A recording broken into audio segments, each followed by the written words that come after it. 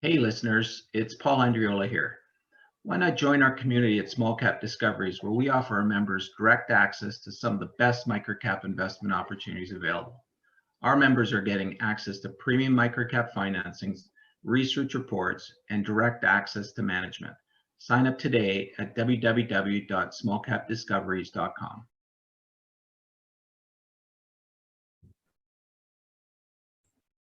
Hi, everyone. Welcome to the Small Cap Discoveries conference call. Today on our call, we have the CEO, Rahim from Sabio Holdings. Sabio trades on the TSX Venture Exchange under the symbol SBIO and on the OTC under SABOF. The company is currently trading at $1 with roughly 45 million shares outstanding, or about a $45 million market cap.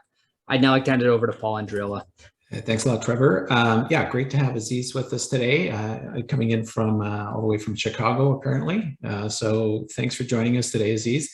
So Sabio Holdings, a company that is, you guys just went public last year, so you haven't been around for a long time as a public entity. So really excited to sort of hear what we can about the business. I understand you're a rapidly growing enterprise and, really want to know as much as we can. So Aziz, I'm going to hand it over to you and let you start your presentation. Great. Well, thank you, Trevor. Paul, excited to be here and appreciate the opportunity to present to your audience. As mentioned, I am Aziz Rahimtoola. I am the CEO, founder of Sabio Holdings. And by the way, I was using Rahim until recently, so that was not error on your part.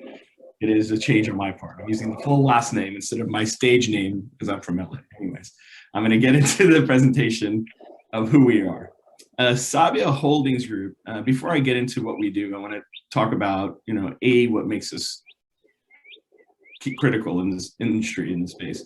We are in the streaming space, and we have a great leadership team that has 174 years of combined experience, all veterans from TV, mobile, digital infrastructure backgrounds, and we have an amazing board of members and really established board. Paul Madison, former CG officer, Carl Farrell, former CRO of SAS Institute, Jeffrey Cavalcanto, former CFO of the NBA Golden State Warriors, now CFO of Activision, and Moaz Karaj, managing director of so we have an amazing team, we have an amazing board, and we have an amazing product. And what we are in is we are in the streaming space. And for those of you who are not familiar with streaming, you might be familiar with Netflix and some of the apps on your TV.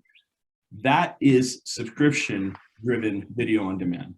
We play in the ad-supported video on demand, and I'll explain what that means and how we actually play into that whole ecosystem. But some real highlights of who we are. We've been around since 2017, and we like making money. And so we're a profitable company, have been EBITDA positive for the last 2 years, and most recently delivered strong Q1 revenue numbers of 84%. Hold on a sec, guys. Sorry about that. I'm trying to get that. So strong EBITDA for 2021 and continue to deliver strong results in Q1.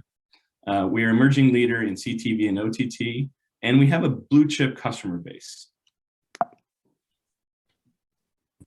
And what we work in, what we're playing in, and what we're delivering value in is this ad-supported video on demand marketplace. Now, if you can imagine, no one's waking up and saying to themselves, we really like that cable bill, and we love all the great content we get from it because we're paying for all this money. What's happening is consumers are waking up quite often at an ever increasing rate and saying to themselves, I don't need cable.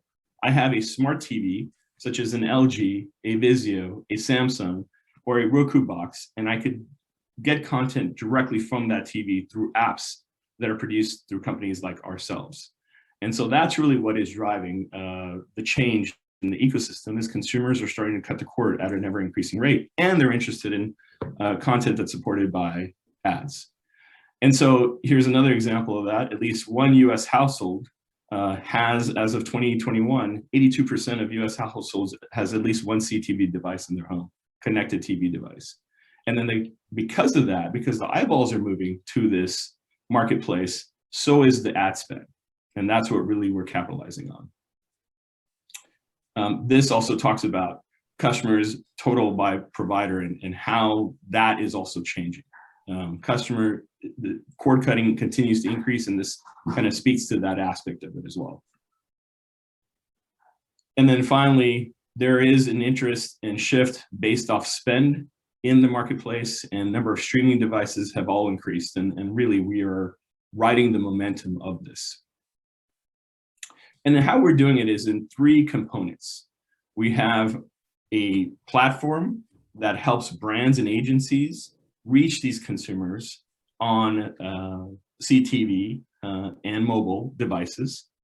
And we have now, as of 4/1, we acquired a company that actually creates the apps on CTV, the streaming apps on CTV and mobile devices, and is the back end of some apps that some of you may be using. So for example, if you load the Jadoo TV app, that's JADHOO TV app, that is one of the apps that Vidillion itself is creates all of the back-end capability of monetization and ad insertion capabilities. They do that. And then finally, we have a third business, which is the analytics business. And this is App Science. And App Science really delivers insights and understanding for brands and agencies of what's happening in the CTV OTT space. And I'll explain a little bit more of how these 3 work. Together, all 3 make what we call EMB. And E stands for enablement. So we will, for example, work with content creators or content studios and enable their content on platforms like Roku, LG, Amazon Fire, Disney Plus, Samsung, to name a few. And they will also create ad breaks into that content. We then would take those ad breaks and we monetize that by selling the ad spots, 30 and 60-second ad spots in that programming. And that's what Sabio does. And it connects those ad spots with brands and agencies who are looking to reach a target audience. And how they know they're reaching a real target audience is our App Science unique capability. And these are all, the Sabio platform was built internally, the App Science platform was built internally, and the Vidillion platform, which is acquired on 4/1. So together, we have one of the most complete CTV OTT monetization capabilities in the ecosystem today. And what's also happening is there's a need to also have deeper analytics, and that's really what App Science is solving for. Our reach is because of the fact that our apps go across all of these platforms. We have one of the largest reach capabilities in the US in terms of platform reach, and this is an example of that. One of the other elements that makes us unique is this element of household graph. And we have, because we've approached CTV OTT from the concept of understanding consumer behavior through their mobile devices and the rich information that flows through that, we've built a proprietary graph that allows us to effectively not only reach consumers, but also validate their usage for brands and agencies that are using the Sabio platform and other platforms. These are some of the brands that we work with and continue to grow. And we have, as a company, continued to move towards the CTV OTT space. And part of that movement has been increased margins because of not only the Sabio business, but now the App Science business. And we have now maintained strong 60% plus margins for 2 years, and in addition to Q1 of this year.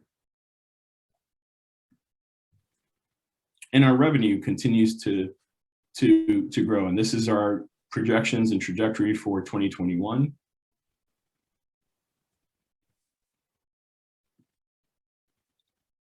And CTV revenue continues to play a big role. And as you can see, in last year up to Q4, it accounted for 49% of our revenue. And this trajectory continued on into Q1 of this year as well. Also, as of last year, increase in deal sizes. So our deal sizes, our average deal sizes increased year to year by 70% from 59K to 100K a year. Our robust client retention, 80%, and now this is actually 100% because the one client that did not come back last year is now spending with us this year. So 100% of retention of CTV brands year to year, 100% of retention of clients that spent $1 million or more from 2021 to 2020 to 2021, uplift in productivity and this productivity continued on, and the uplift continued on to Q1 as well, and positive EBITDA for 2 years straight, with the same expected this year. We have vertical diversification, so there's no one category that really dominates our revenue. In fact, despite the challenges that the chip shortages have presented to automotive, we continue to grow and continue to do well in that category. Not only simply because of the media capability, the unique content we have from Vidillion and the apps that we have exclusivity to, but the targeting from Sabio and the additional capabilities of insights and analytics that AppScience provides. And as of April 28th, this certainly is an area where, once again, we are sorely undervalued, which I'm sure every company is talking about today, and we are especially undervalued in this case. And Rinder, anything you want to talk about this?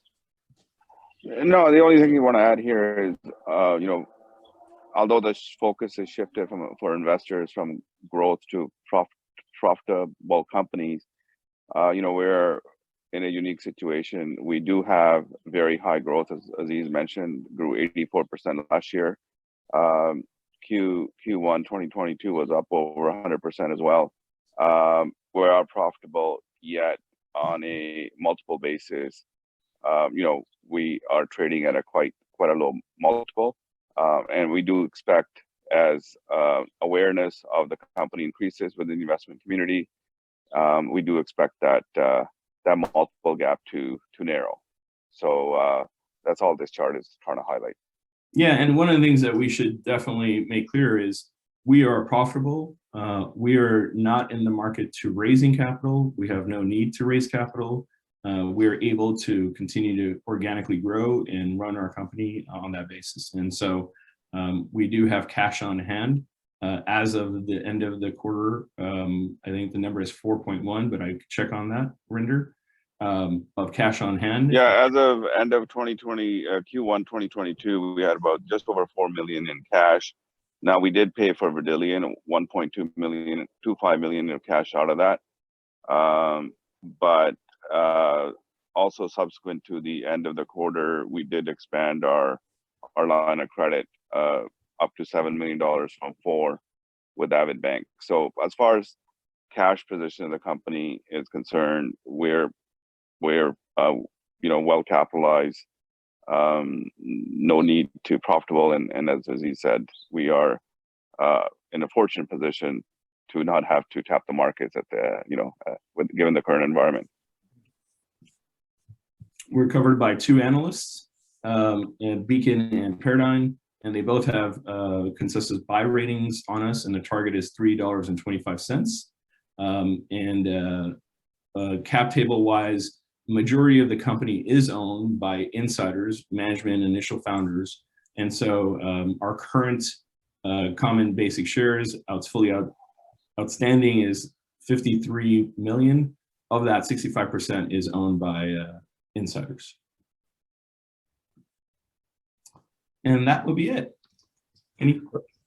Perfect. Thank you so much, Aziz.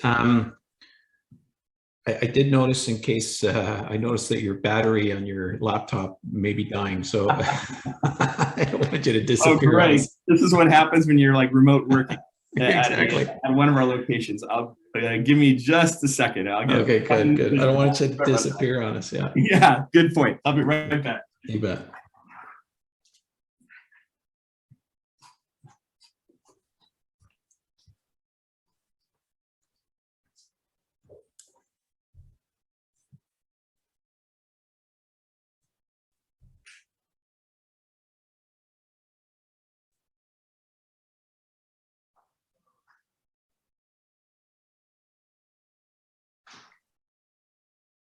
Trevor, if you're still there, yeah, you'll edit this part out.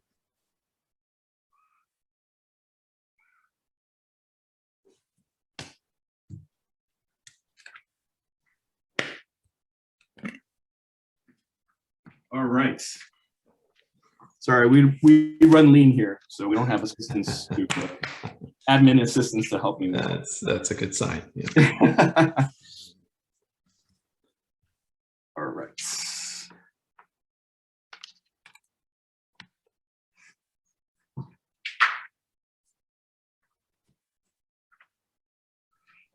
All right. All right, let's go back to the office. Okay, good. Yeah, this has been unbelievable. Sorry, guys. Hold on. No, yeah. It's a new working location. We sort of get to see the office environment. Yeah. Yeah. All right. All right. I'm just going to plug in right here. Mhm. We to go.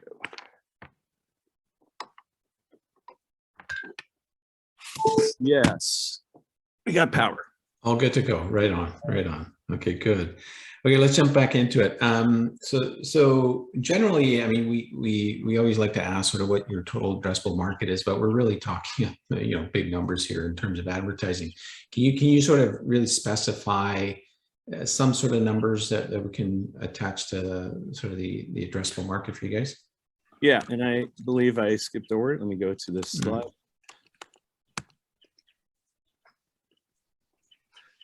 We believe that the advertising addressable market is somewhere along the lines of $5 billion overall for TV spend, and that's also inclusive of research and analytics capabilities. Gotcha.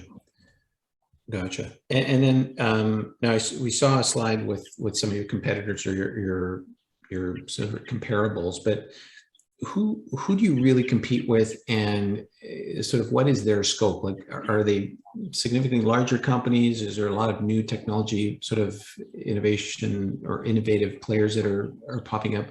Just give us a bit better idea of the landscape. Yeah, and our two biggest competitors, and this is a question we get asked quite often from even our clients, our two biggest competitors are Roku and Magnite. And that's really who we compete with and who we show up against. And the reason, and they both are significantly larger than us. Obviously, Roku is a platform play. Magnite is a DSP play. And what makes us still, despite the fact that they're larger competitors, what gives us the competitive advantage is the fact that we're the only company that has the analytics. And outside of Roku has their own internal analytics, but we're the only company that has a full stack of analytics and the ability to create apps and launch apps on all of these platforms. So as Roku's focused on the Roku platform, we can launch on Amazon Fire and Vizio. And so that allows us to continue to compete. And Magnite, despite the fact that they're a big competitor, does not have any type of analytics like we have, and does not have the ability to launch apps. Okay, excellent. And then give us a better sense of how you guys get paid. How do how does client pay you guys for what you deliver? Sure. So there's two different models. So the first of which is, let's talk about it from the content creator side. What will happen is we will create an app for the content creator. We'll launch that app and we'll charge them a fee, a setup fee, and then we'll launch that app.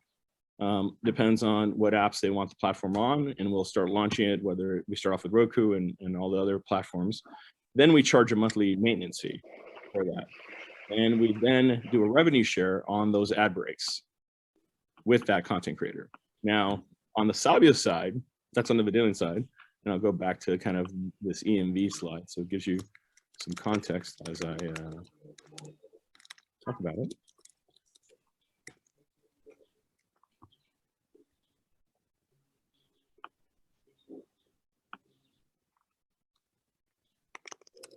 So on the okay, so that's on the Vidillion side, and by the way, also those content creators now pay for analytics as well from App Science. On the Sabio side, what will happen is we will work directly with the brands and agencies to help them identify and reach their target audiences, and so we will then use Vidillion inventory and non-Vidillion inventory to basically serve out those ads, and the brand will essentially pay us based off of reaching those targets, or based off of total spend, and then they'll do separate brand studies on their end and certain requirements for reach and efficiency. And so we will then get paid by them at the completion of that campaign on a monthly basis. So let's say the campaign is 1 year. They will pay us at the end of that month, invoice, and essentially that's how we get it paid. And on the App Science side, App Science has two models. They have a model where They are essentially paid, we're paid by brands and agencies to do individual studies. And separate from that, there's a platform fee. And so some of clients we're working with use it as a ongoing platform on a monthly basis. Now, last year, more specifically last quarter, you guys saw a really significant jump in revenue. Maybe give us a little bit more detail, or granular detail, in terms of what caused that. You made a couple acquisitions, but is that predominantly why you saw a big jump in revenue, or is there more organic? It was all fully organic. That revenue for Q1 did not have any Vidillion revenue connected into it. Vidillion was closed in Q4. Mm-hmm. So that was all organic revenue and based off of the growth we're seeing in CTV and OTT. And really that is the driving force, that cord cutting is increasing and the opportunity for clients and brands to now reach consumers effectively on CTV and OTT and mobile has become an important centerpiece of what we do and providing them deep analytics. So we're seeing continued momentum based off of that. And every single dollar of revenue up until end of Q1 2022 has been organic in company's history. Okay. And part of also, Paul, what we did is, as you know, part of our RTO financing, even before we did a pre-RTO financing, what we did is we took that money and actually invested it in sales infrastructure. We've had the technology, we've had the platform. What we've lacked is actual sales infrastructure. And so we've added to our team on that basis, and that started paying dividends for us as early as Q4 and now Q1 of this year. And so we're seeing that trend continue on and that trajectory continue to grow. I want to get back to that in a second, but I mean, I noticed that the gross margins around 60%. Is that something you guys can maintain? Like, is that sort of, yeah. We're confident that we can maintain those gross margins, and we believe there's an opportunity as App Science scales up. You know, we don't want to commit to past 60%, but we do think that there's content constraints in the ecosystem and availability, and so it's not as commoditized relative to even desktop inventory. And so we think there's an opportunity for us to hold those margins, and essentially, especially as now we have the full ecosystem. So since we actually are now partnering directly with the content folks through Vidillion, we're able to also maintain the margins on that basis. So that's going to help us maintain those margins. And then of course, the addition of App Science will serve, you know, as App Science continues to develop and deliver revenue to the bottom line, that will help our margin profile as well. Now back to the sort of the investment in the sales infrastructure. Do you anticipate having to build that out much more, or have you done the bulk of that investing?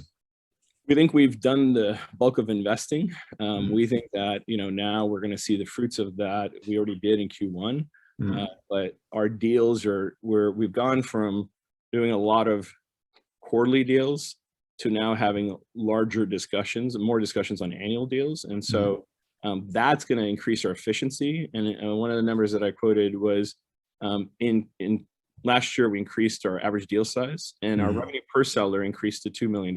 This year in Q1, that increased further to $2.2 million. So our efficiency is increasing, and that is just a function of what we're offering clients and our ability to grow. So the bulk of it is certainly done, but we will continue to invest in the company as we, you know, for growth. But yeah, I mean, clearly you have a very scalable business, but is there any sort of pain points right now, or pinch points that are, you know, maybe holding you back right now?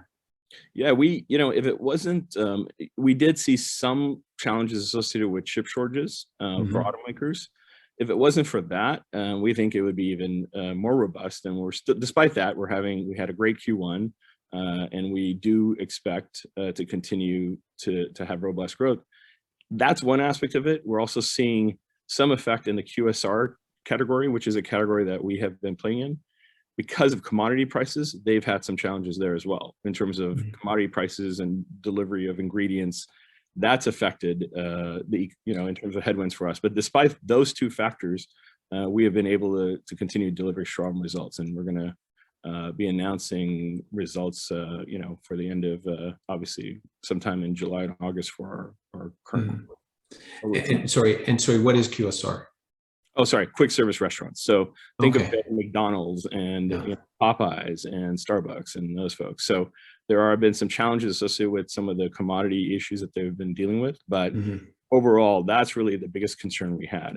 In terms of, there was a lot of talk, certainly, and we're keeping a close eye on it, of the concerns of recession and how that might affect pullback from our advertisers. Thus far, we haven't seen the extent, a big change in their planning cycles. Now, that is as of today. Sure, certainly things can change later this year, but we don't anticipate any. And we are also the beneficiaries this year in Q3 of political spending. And so this is a political year here in the US. And so we're going to be the beneficiaries of that in Q3. So, we do see, certainly there are headwinds with chip shortages and commodity prices and some of that, but that really is to the extent of, and there's no business that is recession proof, but the benefit of being involved with a company that benefits from cord cutting and actually helping people save money, that actually benefits us. And as those eyeballs move, and as let's assume there is a recession that takes place, as media companies cut back spending, they need to make their spending even more efficient. And that's where our app science analytics comes into play even more so. So we don't, we certainly are prepared for either scenario, but we do think that we have opportunities in whether it's a recession situation or a positive growth one that we've experienced. Gotcha. I'm looking sort of much further ahead in terms of, let's say, new products or new initiatives. How can we look at your business and sort of in what directions you want to take any new sort of offerings? Yeah, well, you're going to see, we just incorporated Vidillion into our business as a 4-1. There were some synergies that have already been realized from that aspect. Vidillion gives us a few different feeds, both of our businesses. So it feeds our Sabio business from a exclusive content perspective and inventory perspective. It feeds our app science business with deeper insights and data. And so you're going to see in the coming months product releases that are really going to explain the synergies that having three together under one roof. Certainly they're separate sister companies, but having all three companies in one roof, the combination of that and what efficiencies that gives us. So that's the way to kind of look at our business. And we're unique in the sense that, once again, there is no company outside of Roku that has all three components. Gotcha. What apart from sort of the, call it the recessionary fears or customer challenges, what other challenges do you face as a business? I think, since we're a public company, we have to play that fine balance between being positive EBITDA and growing.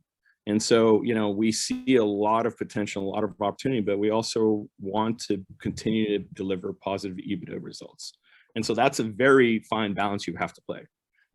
Sure, we see a huge opportunity of growth, and we're experiencing that. And, we want to continue funding that growth, but at the same time, we need to be mindful of, the public market environment and ensure that we're delivering positive EBITDA, which we're confident we can do. So that's really the balancing act. The biggest challenge we have is sometimes playing that balancing act of opportunity versus. Yeah. Now, I mean, you've done a couple acquisitions, or at least the Vermilion acquisition here. I've got to imagine you guys are, innovating a space that is rife with a lot of consolidation. I mean, how do you stick handle that, or do you stick handle that, or do you build it and somebody will come? How can we think about what your future looks like as a standalone business? As a standalone business, we think there's going to be an opportunity. I mean, certainly, we're not going to raise capital now for the time being. We do think that as the markets improve and we continue to demonstrate the results we are delivering, that the stock will move into the position it needs to be, valued it correctly the way it should be, and that will give us an opportunity to do some acquisitions in the marketplace. And our acquisitions will be focused not on a technology basis. They would be acquiring essentially companies who have existing customer base. And so our challenge right now is simply, we have more demand than we have capacity at times. And so we have a lot of great opportunity to really close some bigger deals and opportunities. And And if we had more feet on the street and more folks covering the opportunity we have, that really is what we'd be interested in acquiring. Is additional, instead of adding to a sales team, we now have a template to where we can essentially take a company, for example, one in the mobile space, which is dealing with some major headwinds with IDFA and UDID issues. And so there are some companies who don't have any technology in space. Take those companies with their sales teams and acquire them and merge them into our apparatus to not only be able to extend our reach for Sabio sales, but App Science and benefit from Vidillion inventory as well. Perfect. So I want to remind everybody that's listening, if you do have a question you'd like me to ask Aziz, please use the chat function and I'll do my best to ask the question.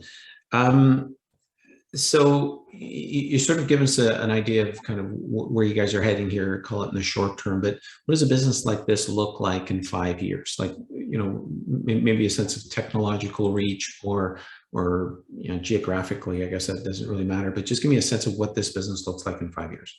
This year, we have 2 analysts, and the estimate for our revenue is somewhere around 34 million this year. In 5 years, we should be well north of $100 million business. And that really is what we see. I mean, if we are, the 2 analysts have, once again, 34 or 35 million estimate for us this year, we see nothing but growth ahead. And, our expectation is the rule of 40, and kind of grow it at the minimum rate of 40% a year. And that's really what we believe is attainable. And that puts us well past north of $100 million business in a very short period of time. And how much do you have to grow your staff or your SG&A? You're sort of, what do you still have to invest in to be able to manage a $100 million business? We're unique in the sense that we have built operational capacity, not only in the US, but in India for back end fulfillment and execution.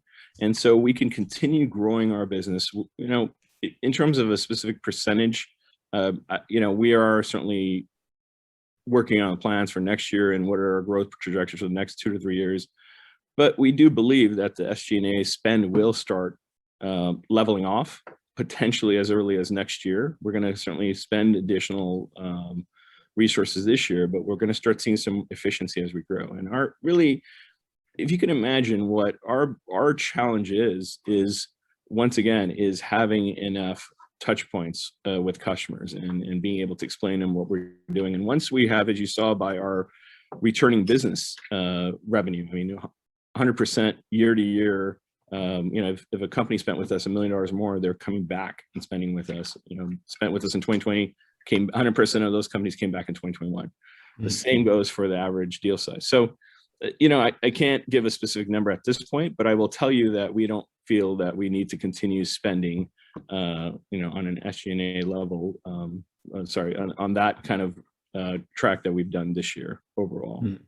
Okay, let's talk a little bit about the stock. Now you guys just went public, I'm going to say about 6 or 8 months ago. I can't remember exactly when, but what price did you go public at? How much money did you raise? And sort of, maybe we'll talk a little bit later about some of the other, the insider holdings and stuff like that. But how much did you raise and what price did you go public at? Rinder, you want to give the key? So we raised just around 6.6 million Canadian. Or take a couple $100,000, and the list price was $1.75. That implied a enterprise value on a fully diluted basis of about $70 million USD. Okay, gotcha. Okay, and 65% insider ownership is what I saw. Can you give us a sense of what the balance of the shareholders sort of look like? Yeah, sure. Yeah, Rinder, you could speak to that. I'll take it. So prior to that RTO financing, which was about 6.6, we did just over $2 million USD pre-RTO financing. So those two combined, it's probably a 50-50 mix of retail and institutional. Okay, gotcha. And it's just a question around the sort of the current environment, but what's it like being a microcap tech company publicly listed in Canada right now? when, you know, the rest of the world is kind of falling apart? What give us a little bit of your experience of what you had to deal with over the last 6 to 8 months? Been a fun ride. Someone's going to create a comedy out of it at some point. So, and one thing I should say, Paul, is you know, and this is a question that sometimes comes up. Why would a US-based company come to Canada and do a public offering versus doing the traditional VC route in the US? And I will tell you, we had conversations with companies in the US. And when I looked at my options, the best option for not only myself, but the employees of this company, doing the public market route in Canada was a great decision then, is a great decision now. And so that's really, and the reason being is we got a better valuation, we got the ability to control more of our shares and less dilution. And so higher valuation, less dilution, that benefits not only management of this company and the leadership and the founders of this company, but will benefit the employees, because we're really big on providing equity incentive for every employee in this organization. So that's really the reason we did it. Now, going back to your question of what it's like, one of the things that I underestimated was the need to really get your story out and evangelize and explain what's going on. And I think that, to me, has been the biggest learning experience, is like, we need to do more on a visibility basis, talking about what we're doing, why we're different, how do people find us, how to make our product so tangible and so real that people can open up their TVs and see our apps. That's what we're in the process of doing, and Vidillion help us do that. And so that's really what I would say, Paul, is we are focused as a company. We care about shareholder value, and we are going to certainly defend our stock position. But what we're also about is executing. And so I do not want to be one of those CEOs who's so focused in on the stock that is not focused on the growth of this company. And I enjoy doing that aspect of it. And that's why we have people like Arinder who assist us in executing on our strategy for the IRR and the visibility. So that's the one thing I've learned, is the time it takes. Having said that, I think this public market offering has made us a better company. It has allowed us, you know, it has given us a new sense of accountability across the organization, and a level of, you know, metrics that we never had before. So, you know, I think it's been beneficial. It hasn't certainly been easy, but like I said, we're playing the long game here, and we're enjoying it, and we're having fun, and our employees have the ability to benefit from our growth. And that's what's keeping us competitive in a competitive market, is we're retaining great employees. They're part of our growth, they're part of our success, and we're having fun all along the way. So. Hey, Paul, if I may add, I've done a lot of investments in private tech companies, but you don't come across a management team like these guys very often. Since day one, they have out-delivered on what they promised. Just to give you an example, when we invested in them in a pre-RTO, Aziz and the team was saying $15 to $60 million in revenue for 2021. And when we did the pre-RTO, the RTO financing, he had upped the projection to 19.5. They ended up delivering over $24 million in revenue for that year. And this last quarter in Q1 grew by over 100%. So the team is very, very focused on execution. They understand what needs to be done, and they do it. And they have been able to attract top talent. Some of the bench strength they've added over the last 6 to 8 months has been pretty impressive for a small company.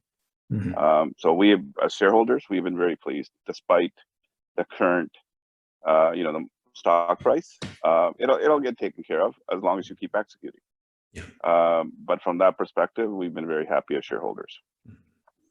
You know, clearly, the company is growing very impressively, and there's always a disconnect with the public markets from time to time. So I share your frustration a little bit, and also, welcome the fact that I think I think the sort of the Canadian public venture markets are great avenue for companies like yourselves to be able to go and sort of take advantage of non-VC financing. You always hear about the unicorns, but you don't always hear about the other ones that become a lot more challenging. So congrats on the move there. Look, I mean, this isn't a business I'm sort of an industry I'm super familiar with. Is there any other questions or is there anything else I should have asked that I haven't asked here to understand what you guys are doing?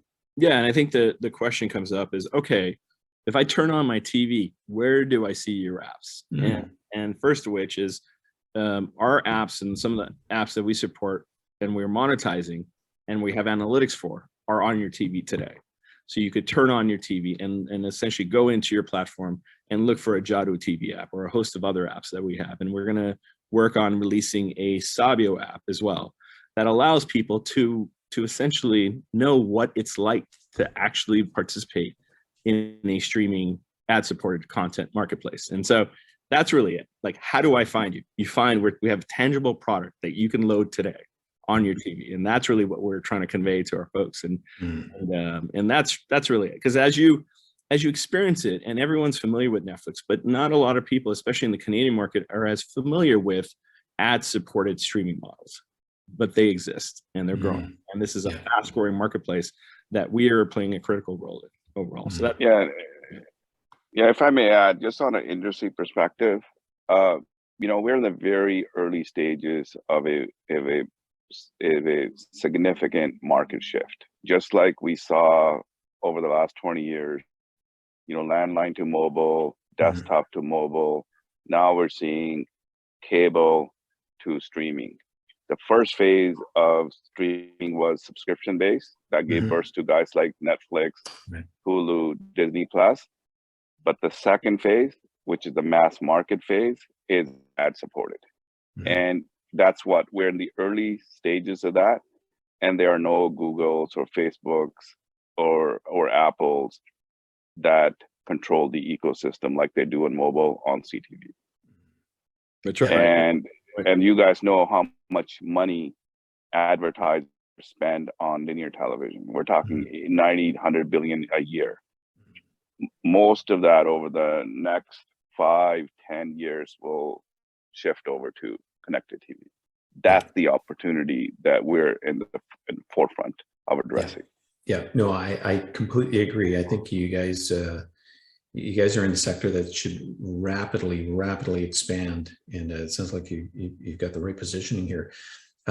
Aziz, what sort of metrics or catalysts or anything apart from just revenue? I mean, that's an easy one to sort of follow, but what other things should we be tracking to really get a good understanding that you guys are sort of, hitting the right spots here? Yeah, I think the numbers we like releasing and talking about is the returning customer numbers and what we're seeing and the percentage of that. We're going to talk more about that. Certainly the efficiency of our sales team and how that revenue per seller continues to grow, and that is an opportunity. The margin profile, that's going to continue being a focus, and that's going to be you're going to be able to see that. And then there's going to be instances where we are going to talk about releasing. We're going to start talking about new product releases and what we're doing in this space that is unique relative to our competitors. So you're going to start hearing announcements about, new products we're working on that we're very close to releasing and really bringing to the marketplace. So you will see 3 components. You'll see our margins, our efficiency increase, all the while the innovation that we continue delivering to this ecosystem. And that is what's exciting. And that is the way to kind of view of what we're doing. And we're going to do a better job, as I mentioned earlier, of talking about these things. Sometimes, like you said, we just went public in November last year, scaled up. Almost half of the people in our company today have only been here for the last 6 months. So we've scaled a lot of capabilities up, including marketing, sales, operations. And so we've done this, and now the fruits of that are coming to fruition. And so, you're going to see a lot more announcements from us of what we're doing and how we continue to outpace our peers in the marketplace on a growth perspective. That includes everyone. And quite honestly, we compete with the US marketplace, but we're compared quite often to some of the folks in Canada, and we respect them, we appreciate them, but there is no pure streaming TV company like us. No one in Canada. We're the only one. We're the only option, and now, being traded, of course, on the OTC market in the US, but we are the only option in Canada to take advantage of the streaming evolution that's taking place. Wow, fantastic. Okay, so listen, we're about to wrap up here, but what is the sort of key message you want everybody to walk away with today about business? If you like paying for your cable bill, we're not the company for you. If you think you're overpaying for your cable bill and you question why you're paying for a cable bill, Sabio Holdings is the company of the future. So just remember that. That's it. Go home, take a look at your cable bill or when you're home and ask yourself a question. Am I getting what I need? I can get my hockey off of an app. I can get my kids' entertainment off an app. Why am I paying this cable bill? So that's really the question I want everyone to ask themselves and think about when they think about Sabio Holdings. I love that. I love that. I'm sure there's a few people out there that do not like paying a cable bill. Oh, that's fantastic. Okay, great. So we've been listening to Aziz Rahimtoola, CEO of Sabio Holdings, and Arinder Mahal. I want to thank you both for joining us today. Sabio Holdings, symbol SBIO on the Venture Exchange. And gentlemen, listen, congratulations on your public listing, your extremely rapid growth. And we certainly look forward to catching up with you guys in the near future to continue to watch what you guys are doing. Great. Well, appreciate the time again, Trevor and Paul, and continued success to you as well. Thank you, guys. Thank you. Bye.